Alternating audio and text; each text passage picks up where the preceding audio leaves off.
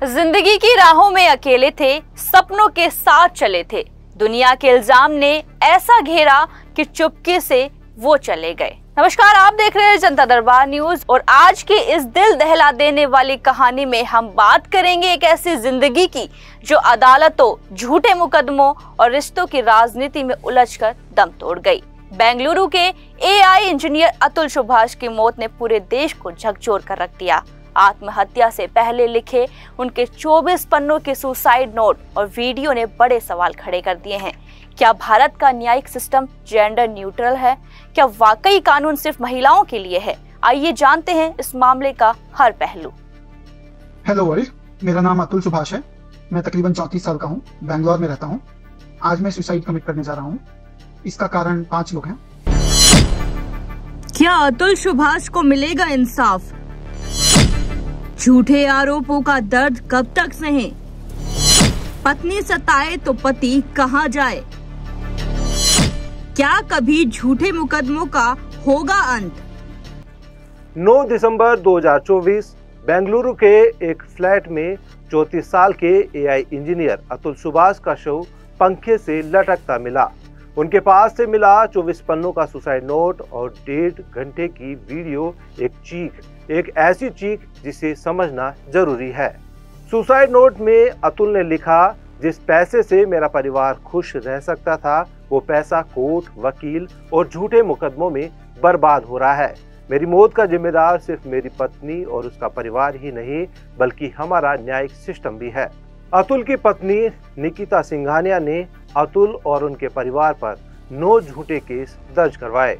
इनमें दहेज उत्पीड़न, घरेलू हिंसा और अप्राकृतिक यौनाचार जैसे गंभीर आरोप थे। हालांकि इनमें से 8 केस वापस लिए गए, लेकिन एक केस ने अतुल को झकझोर कर रख दिया। अतुल ने अपने सुसाइड नोट में लिखा कि जौनपुर कोर्ट में पेश होने के लिए वह 40 बार बेंगलुरु से गया। उनके बूढ़े माता पिता और छोटे भाई को भी बार बार बुलाया गया। न्यायिक प्रक्रिया ने उन्हें इतना तोड़ दिया कि उन्होंने लिखा, मैं थक चुका हूं, अब और लड़ने की ताकत नहीं बची। अतुल ने हर आरोप को मैं सबूत के खारिज किया। दहेज की मांग का जवाब देते हुए उन्होंने लिखा, जो व्यक्ति 40 लाख रुपए सालाना कमाता है वो 10 लाख के लिए क्यों लड़ाई करेगा?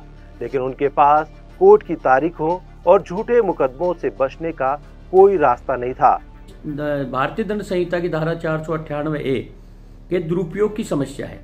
इस धारा के तहत अगर कोई पति या उसका रिश्तेदार किसी महिला के साथ क्रूरता करता है तो उसे 3 साल तक की सजा का जेल हो सकती है। इसके साथ ही जुर्माने का प्रावधान भी है। इस संबंध में सन 2023 में काफी हाई कोर्ट्स ने चिंता जाहिर की कि यह जो 498A के तहत जो मुकदमे दर्ज किए जाते हैं, ये मुकदमे प्रतिशोध की भावना से दर्ज किए जाते हैं। और कलकत्ता हाई कोर्ट ने तो यहां तक कहा कि धारा 498A का दुरुपयोग कर महिलाओं ने लीगल टेरर यानी कानूनी आतंक मचा रखा है। इससे पहले सुप्रीम कोर्ट भी इस मुहावरे का इस्तेमाल कर चुकी है। बॉम्बे हाई कोर्ट ने कहा कि अक्सर इन मामलों में पति के उन सभी रिश्तेदारों को अभियुक्त बना दिया जाता है जो उनके साथ रहते भी नहीं थे। अदालत ने पति और उसके परिवार के सदस्यों के खिलाफ मामले को खारिज कर दिया।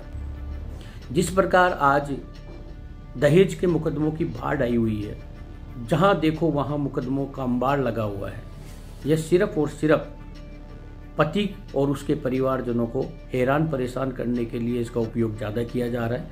वास्तविकता में जो मुकदमे होने चाहिए थे उन मुकदमों की संख्या नगण्य है, गिनती मात्र के वो मुकदमे हैं।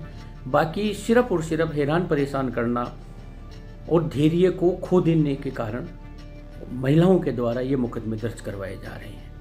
पुरुष इतना परेशान हो जाता है इन मुकदमों में कि वह समझ नहीं पाता है कि मुझे क्या करना चाहिए और अंततः वो कुछ न कुछ गलत कदम उठा लेता है, जैसा कि अतुल सुभाष नाम के व्यक्ति ने उठाया। 34 साल का ये शख्स पत्नी से पीड़ित होकर के आत्महत्या जैसे कदम उसने उठाए हैं, जो कि गहरी चिंता का विषय है, सोचनीय बिंदु है। इस लीगल टेरर को ख़त्म करना चाहिए और परिवारों में आपसी सामंजस्य और गहरी समानता और जिसको कहते हैं कि परिवार के सदस्यों को इसमें इंटरफियर करके ऐसे मामलों को समाप्त करवाना चाहिए, कोर्ट कचहरी में पहुंचने से रोकना चाहिए।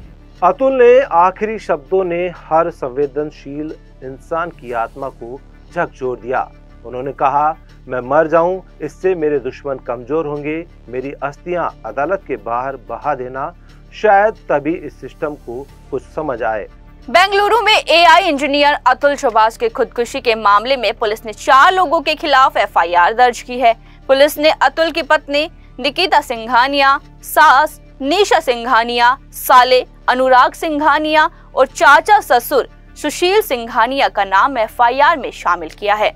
यह कहानी सिर्फ अतुल सुभाष की नहीं बल्कि उन हजारों पुरुषों की है जो झूठे मुकदमों और कानूनी प्रक्रियाओं के शिकार हो रहे हैं। धारा 498A जैसे कानूनों का दुरुपयोग रोकने के लिए जरूरी है कि सरकार और न्यायपालिका कड़े कदम उठाए। अगर आप इस मुद्दे पर हमारी बात से सहमत है तो इसे वीडियो को लाइक करें, शेयर करें, कमेंट बॉक्स में अपनी राय जरूर लिखें। न्याय के लिए आपकी आवाज ही बदलाव ला सकती है। जुड़े जनता दरबार के साथ, क्योंकि यह सिर्फ खबर नहीं, आपका मंच है।